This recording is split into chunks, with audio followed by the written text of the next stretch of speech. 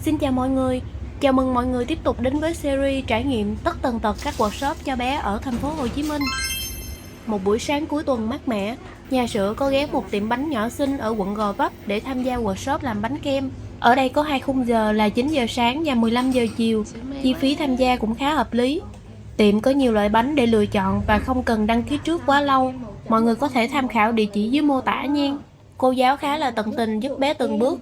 Mình thì thích cho bé hẳn 2 đến 3 tiếng tự làm luôn. Làm xấu cũng được, đừng hư luôn cái bánh là được. Như bé nhà mình đang chọn gói trang trí bánh kem với cốt bánh bông lan có sẵn.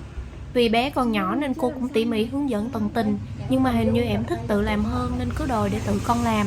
Gói trang trí bánh kem là 180 nha mọi người, giá cả rất là hợp lý so với mặt bằng chung rồi. Tiệm cũng có chỗ cho ba mẹ ngồi xem mà không tính phí. Có quán cà phê kế bên nếu ba mẹ muốn order nước, và cũng có chỗ đậu ô tô luôn. Ba mẹ có thể tham khảo ha. Còn về cảm nhận và đánh giá, chấm điểm các thứ thì mình xin phép không đưa vào video vì nó mang tính chất cá nhân. Mỗi người sẽ có những cảm nhận riêng. Mình chỉ cung cấp thông tin để ba mẹ lựa chọn workshop phù hợp nhất cho bé thôi nè. Như nhà mình đi tất tần tật, chỗ nào thích quá mới quay trở lại làm quán ruột đó chứ.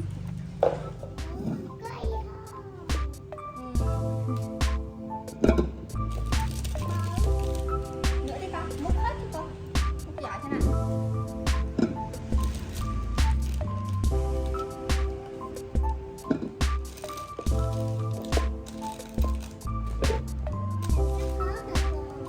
Giỏi.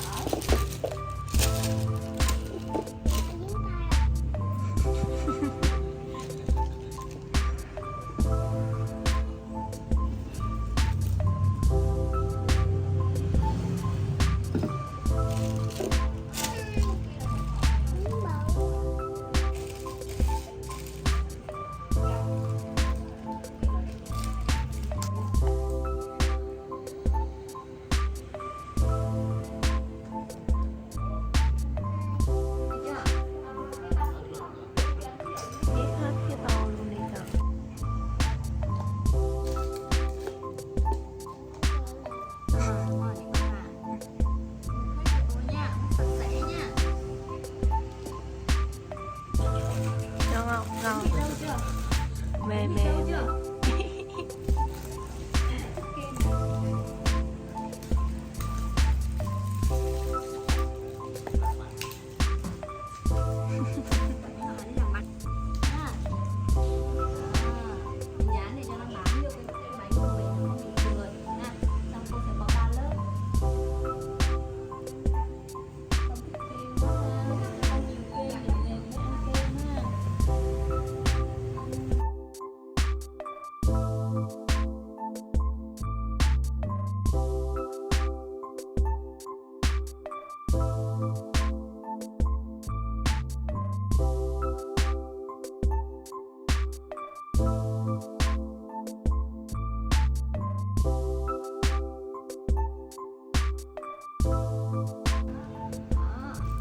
Quá, bây giờ từ nay giờ đi là đọc cô viết rồi là phải nhớ nghe, phải ăn đấy.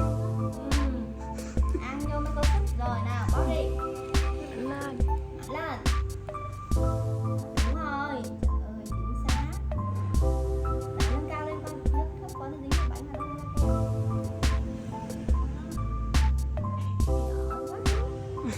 Không gì? Ghi chữ nữa hả? Chưa bước đấy là bước sau cùng. Phải theo sự hướng dẫn của cô đúng không?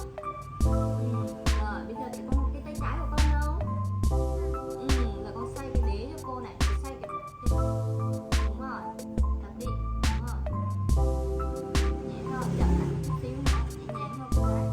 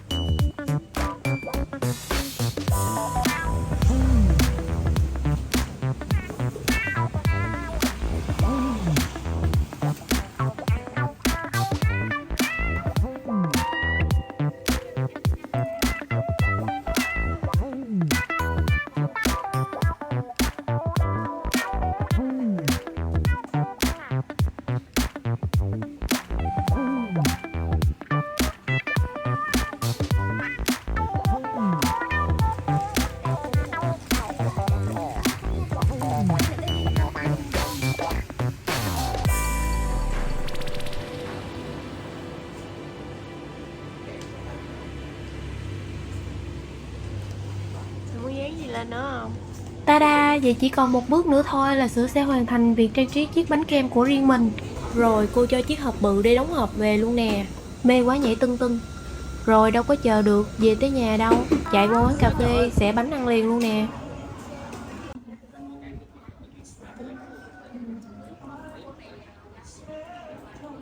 Ngọt ngọt đúng không?